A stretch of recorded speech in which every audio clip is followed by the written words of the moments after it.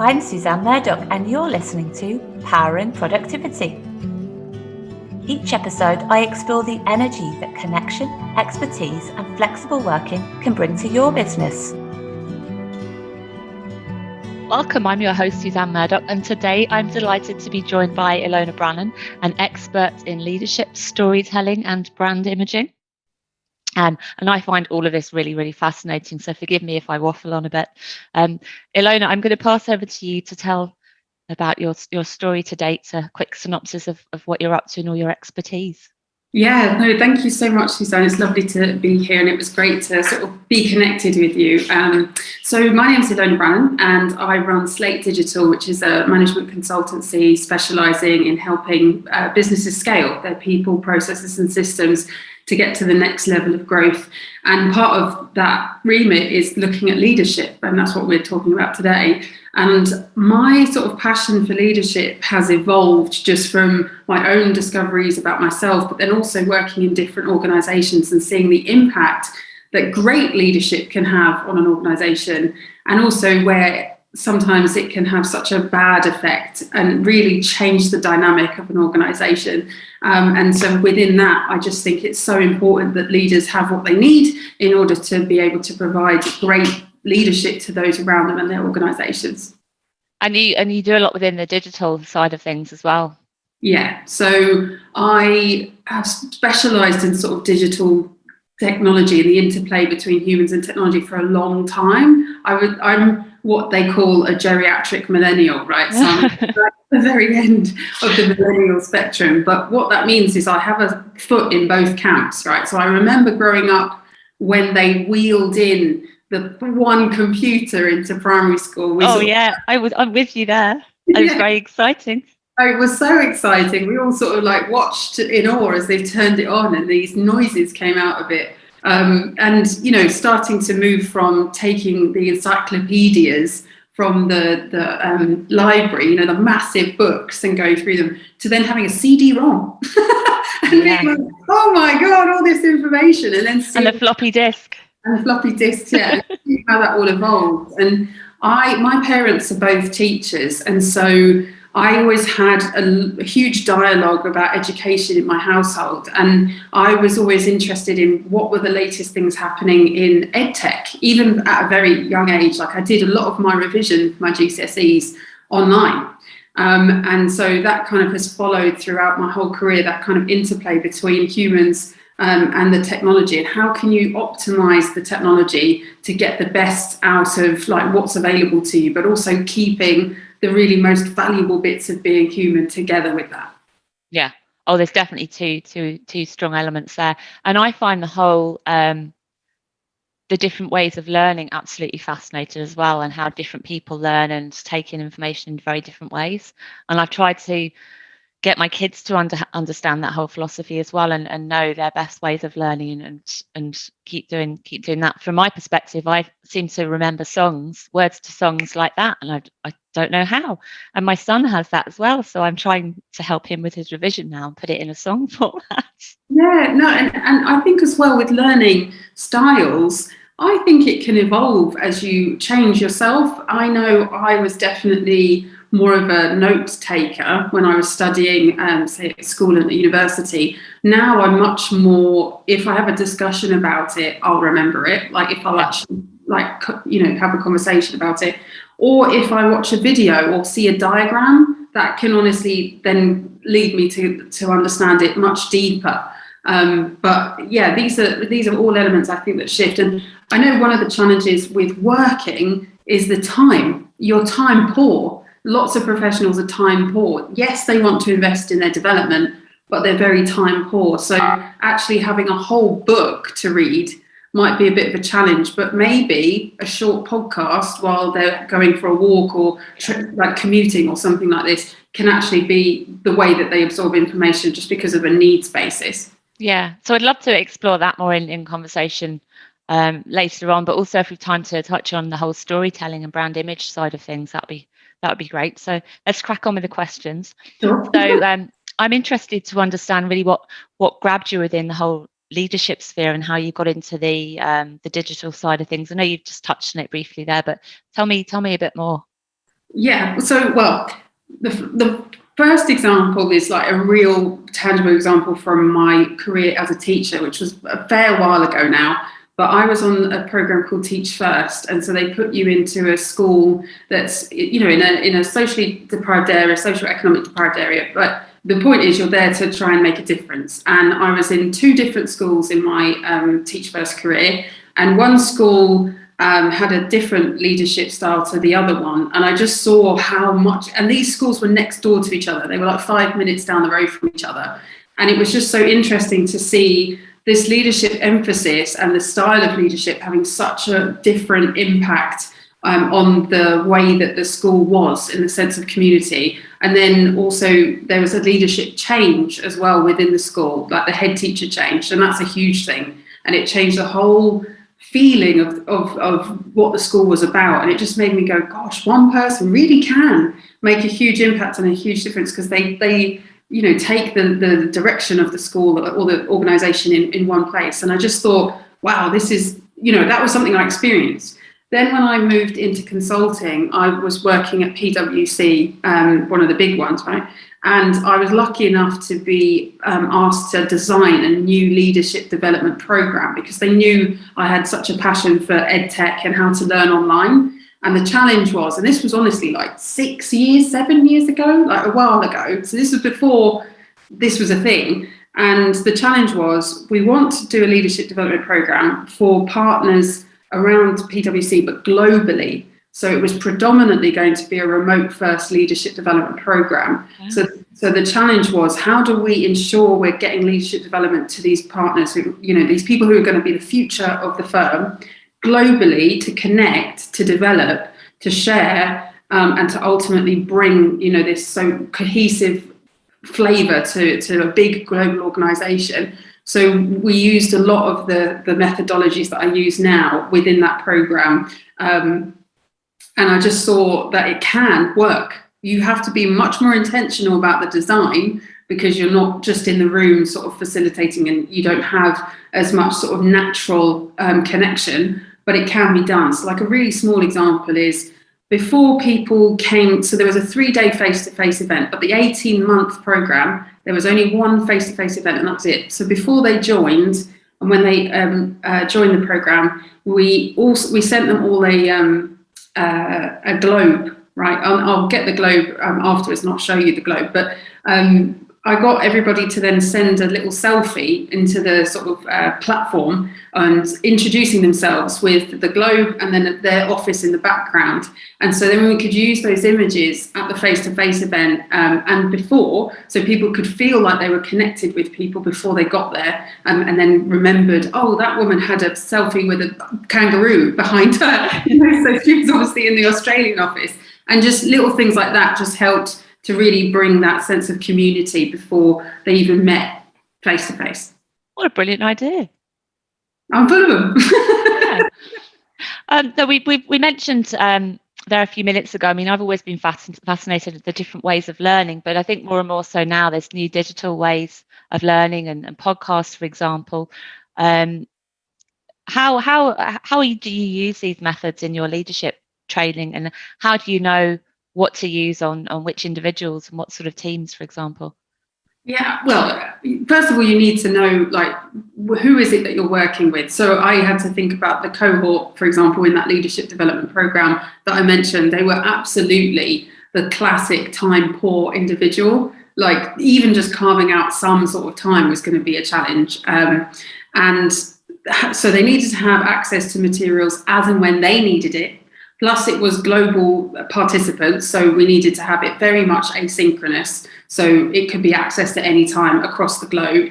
But then also provide structure by having meetups in a particular, time zone kind of area for these people, and facilitate those conversations, because I still think there's a need to facilitate, and you can do it in a virtual space, but the design of it has to be very intentional so that you get the outcomes that you're looking for from what you're trying to do. And I also think it's important to leverage the power of your peers, so that you're actually communicating with each other and learning from each other, and sharing best practice. And then one of the things that we did when we started to go through the program was we saw some participants were performing really, really well. So we actually got them to record a video about their top tips about how they were managing to do so well. So one of them just said, I block out time on my calendar on, a Friday afternoon. That is my development time, and no one can come, put a meeting in over that. And just those tiny nuances could really help then everyone else be like, oh, I can do that too. Yeah, funny, that's one of the things that I would do as well. My whole calendar seems to be blocked out for different things, and the me time as well. And it's the only way I can operate now. Yeah. Otherwise, I'm totally unfocused. Yeah. And another thing I've started doing is if someone gives me a big essay to read, for example, I use an app to turn that into like an Audible. Oh, amazing! That's really interesting. Don't ask me which app it is. I can't think what the name of it is, but I know that I would learn and take better information from an auditory side of things. Yeah, and I think it's knowing and understanding what works best for you. And for me, I'm really interested in how we can start to leverage tools, technology, digital tools and technology even further. So I think we've almost replicated what's possible in 3D in a 2D digital space. But what I want to see more of is using the tools to provide even more opportunities for reflection for a leader. So, for example, something I think is super powerful is actually recording yourself, like a recording a video, but like almost like a personal diary vlog. But for you to then reflect back and go, actually, I've developed in these ways, but you can start to see yourself in a new way, which you couldn't before. Potentially your reflections before were only in a journal, which is also equally valid. But I think there's some really interesting nuances that you can use with technology. I did that recently. I was on a personal development course, and we had to, it was over a year, and we had to do different video snippets, be it a bio or just chatting with someone. And it was really interesting the way that we evolved. Facially, the things you were talking about, your expressions, your whole demeanor and your posture. Yeah, no, I can totally see that. Because I think the biggest challenge I think at the moment for leaders from their own personal development is about this self-awareness. And I think I read an article last week, it was either Harvard Business Review or something like that, that said, it's kind of like 90% of all people think that they're self-aware. But when they actually do a self-aware test, it's like 17% are actually self-aware. So it's one of those things where I think we all think, yeah, I'm really self-aware, but actually you can always go a bit deeper. Like that you probably thought, oh yeah, no, I know how I look and I speak and I interact with people. When you watch that video, I bet you were like, wow, okay, there's some things. Yeah, and you really have to be full, overcompensate on energy on video as well. Yeah, and especially with working with remote teams, like the power of video to be able to potentially communicate a strategic message or think about the storytelling element of what you're trying to achieve as an organisation and inspire people. You can do that on a video. Like we've all watched a TED Talk and walked away from that TED Talk being like, right, that's it. It's brilliant. I'm going to do all the things. Thank you, Brene Brown. I love you. Like that kind of thing. But you can do it as a leader. And I think, it's going to be a bit of a challenge, I know, for some leaders to kind of get comfortable with that. But the more you do it, the more you practice and the more you're comfortable with it, then the easier it will be to use it as a method. Here's a question I'm going to throw into you. You could you can go on these apps and they give you names for the type of character you are, whether you're an introvert, extrovert, whether you're good in groups, etc. What do you think of that side of things? How effective are they? I think they can be useful to give you, again, a bit of insight to who you are. My only caveat with that is I've taken those things before, and I think it depends on my blood sugar level at the time. So, and also because I think behaviourally, a lot of us will have changed because of the impact of the pandemic. So I would have definitely categorised myself as an extrovert before the pandemic, whereas now I'm definitely in between. I'm like an ambivert because I find like lots and lots of people quite stimulating now. So I kind of need to manage my energy a bit more. That also could be an age thing. As I get older, right, it takes more energy for me to be with people. Not sure, but I think it can be a useful tool to think about. That's what you're doing at that moment. But like some of the neuroscience books that I've read recently actually show that you change because of neuroplasticity. And one book in particular, Personality Isn't Permanent. In that, the author talks about how if you have a goal and you focus your energy, effort, and behavior and all the rest of it on that goal, you can actually shift your personality. Is it your personality can change, but your character and your values, I think your values can change. Do you think they can change as well? I think they can change over time. So if you think about your 20-year-old values to say your 30-year-old values to your 40-year-old values, 50, I think they shift over time as well. I think there'll be some similar themes because there'll be things you're still passionate about and probably things that still resonate with you. But I think they also shift over time as you change and your priorities shift with your life. Yeah, and I guess you meet people, you might have kids, for example, move house and everything. Yeah, your whole life and setup changes over time as well. So that has to reflect that. Interesting. Is it just mainly women that you work with, Ilona? Do you work with men as well? And is it more in groups or individuals? So, for example, as a business owner, could you work with me as an individual and help me be more influencing and with speeches and things like that? Yeah, so I work with individuals and help them through coaching, whatever they need, in terms of their own development. And part of the journey is to identify what it is that really is at the core of what you're trying to achieve. Because often we will go, I want to do this. But if you dig a little deeper, it's kind of understanding the why you're doing this. And it might actually shift slightly what you're trying to achieve. Not hugely, but at least then you have a deeper sense of purpose about what you're trying to do and sort of realize. And I also do work with teams to help them kind of become a bit more of a cohesive unit to actually work through the challenges that teams might have to be able to work together to provide them the space to then become harmonious and then high performing. Because I think a lot of the times you're put in a team and the hope is it's going to work really well. And sometimes you just need that little bit of facilitation to actually become a really high performing unit. And sometimes it might not actually work. And you need to also identify that as a leader and be like, okay, well, how can we adjust this? But you really do have to give some space to being able to form the team and actually like have them explore what that means. Some sort of things that we do are almost like building a team charter. It's like almost like setting the expectations of what we want as a team to achieve and what do we expect from all of us, like a common purpose. So we all, give like 100%, or we make sure that we're there for each other. But I think those are important conversations to have, especially in a remote context when you're working in potentially different geographic areas or, you're not connecting as much. I think it's important to actually have that discussion about what do we expect from each other. Yeah. What would you say are the biggest things that you're asked to help with at the moment? Have you seen much of a change over the last couple of years?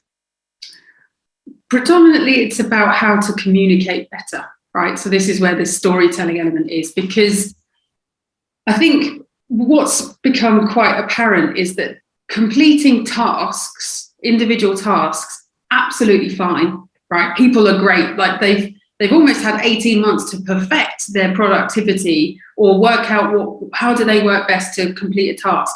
Now it's about connecting the organization and breaking down those silos, because those silos have almost become exacerbated by the pandemic, right? Everyone's got really, really good in their teams.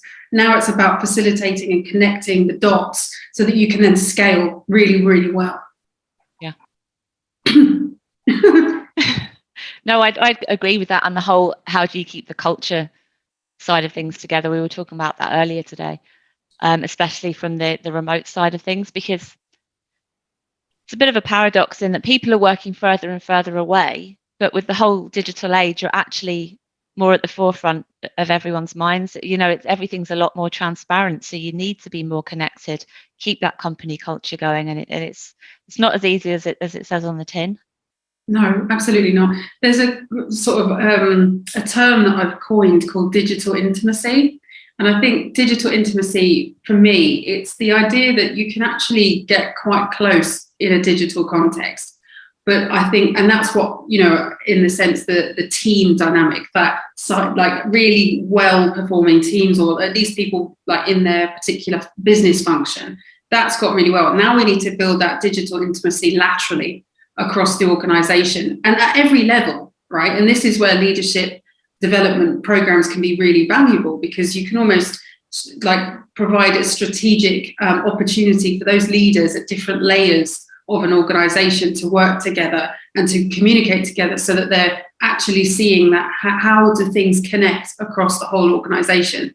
Because the way that you need to lead at the very, very top is different to how you need to lead in the middle leadership and also frontline leadership. How do you need to lead as like a leader of a group or a smaller team, to a leader of a department, to a leader of a company? That each of those require different leadership skills. And are you seeing more these days, less and less of the whole hierarchical, I find it very difficult to say that word, hierarchical approach? So is a companies more open than they would have been, more open to ideas from an input from the different levels as opposed to top-down structure? Yeah, I've seen a greater increase in ideas coming from different places. I think the difficulty can be almost like making sure that idea actually then is implemented or put into fruition. And I'm a massive proponent as well of making sure that idea is acknowledged from the people that it's come from, because it's really hard to replicate an idea. Because although when someone communicates the idea, actually they've thought about lots and lots of things that you haven't thought about yet. So you can't just take it and then just go, okay, we'll use that. So it's about including different people. And something I've seen work in one of my clients amazingly well to be able to facilitate ideas coming from different directions is having a shadow board.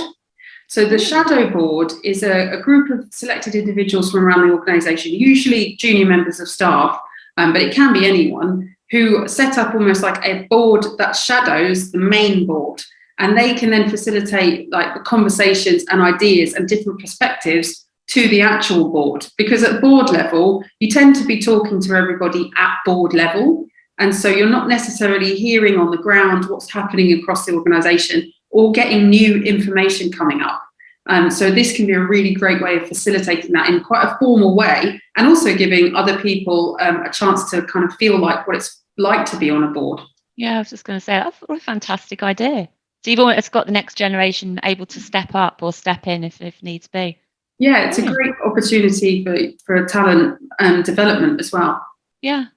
I'm going to read the next question, or I'll miss a bit out. You mentioned in your bio that women don't need to be empowered; they just need to realise their goals. But often there's quite a lot holding them back from doing this. What are you finding that the biggest things are holding women back these days?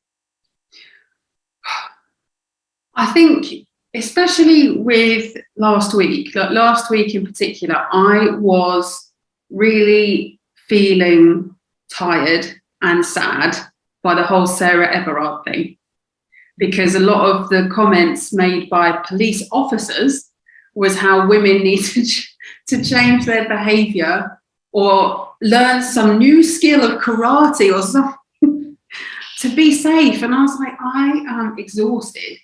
And so I think this is also true in organisations. I think organisations have a responsibility.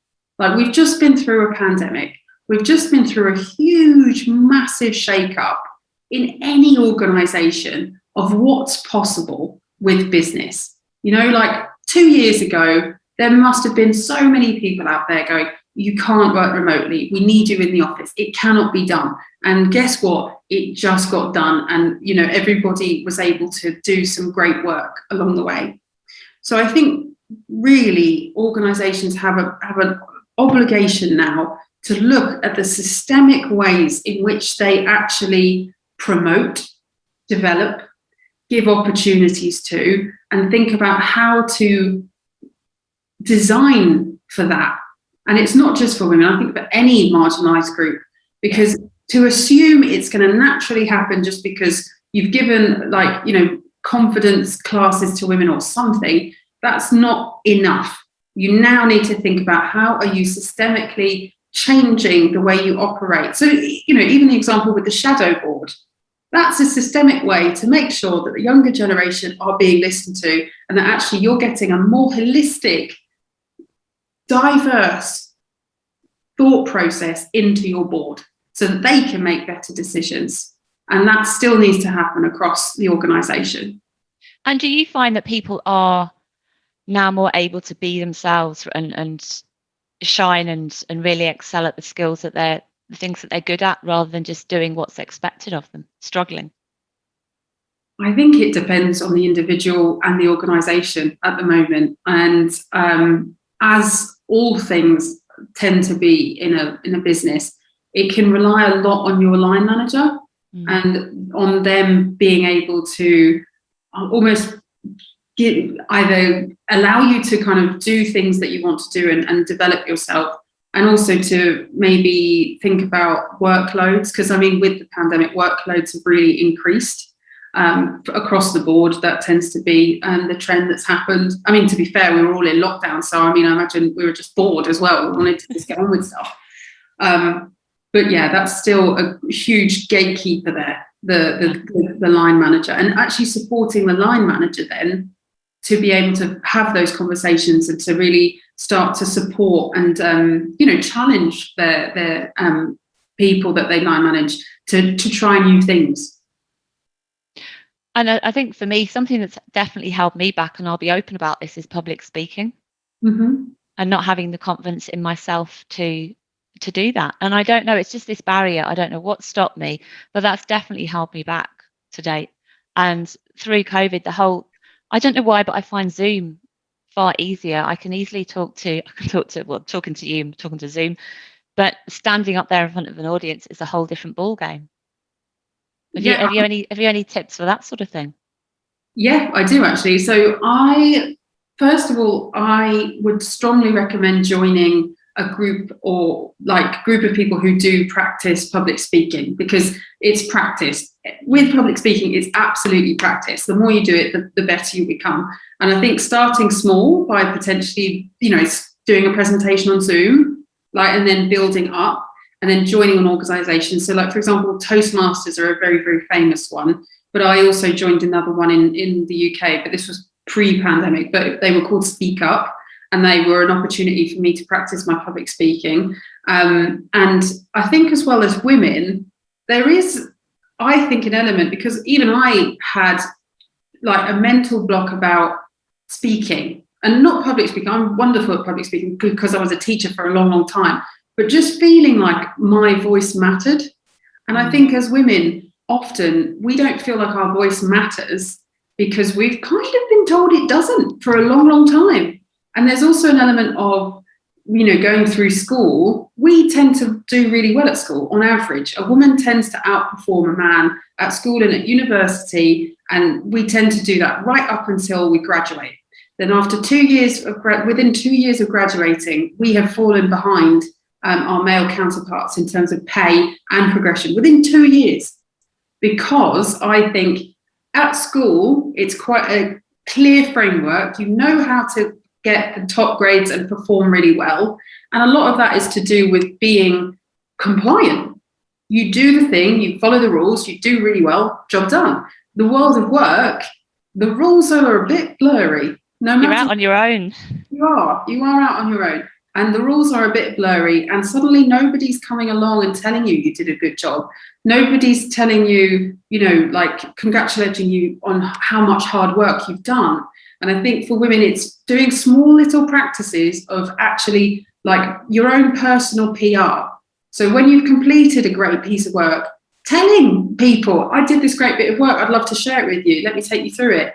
It doesn't have to feel like a massive big deal, but it's a great way of practicing you sharing your fantastic skills and talents, because nobody's watching anymore. You have to tell them. Yeah, you have to shout out. Which brings me on to the whole storytelling side. Now, I think from the storytelling element, I find things much easier talking from that side of things. Tell me a little bit about how you use the whole storytelling side of things in your business.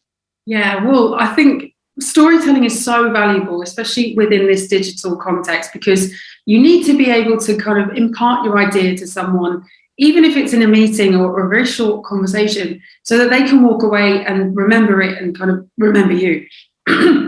So things I've done in the past is actually storytelling workshops to help people practice their craft. So you can start with a very simple framework, which is the hero's journey. So you have a situation, or the heroine's journey in this case. So you have a situation, something happens that is like a problem, and then how does the hero or heroine resolve the problem, and then the result, right?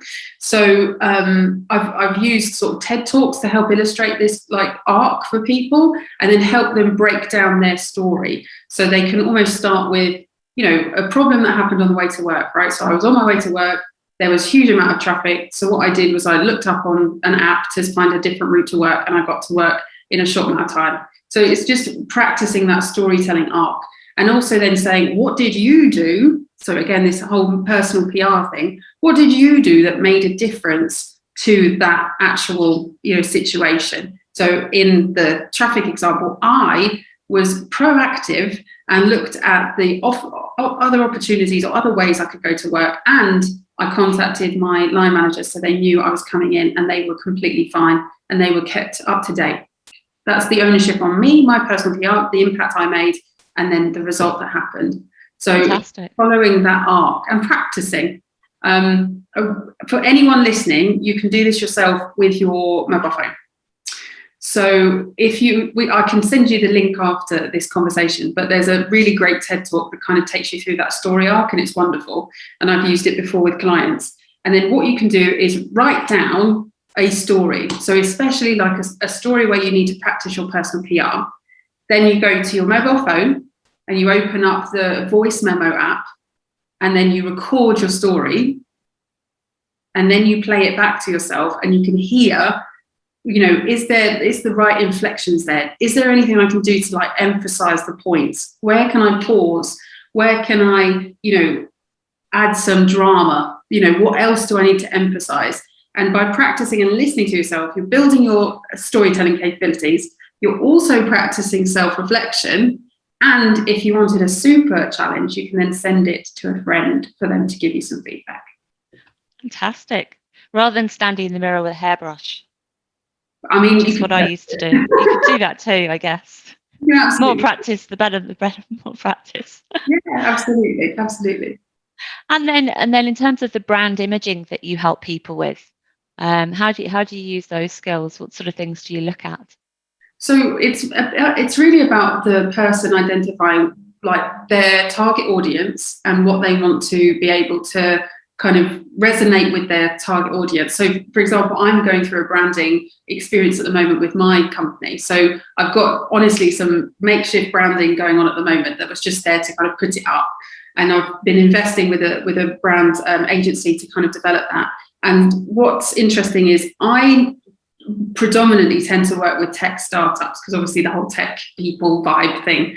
And so I wanted to look like I belonged in the tech space, but I also wanted to look like I was a consultant too. And the thing is, a lot of consultancies look about as, you know, sexy as you can imagine, right?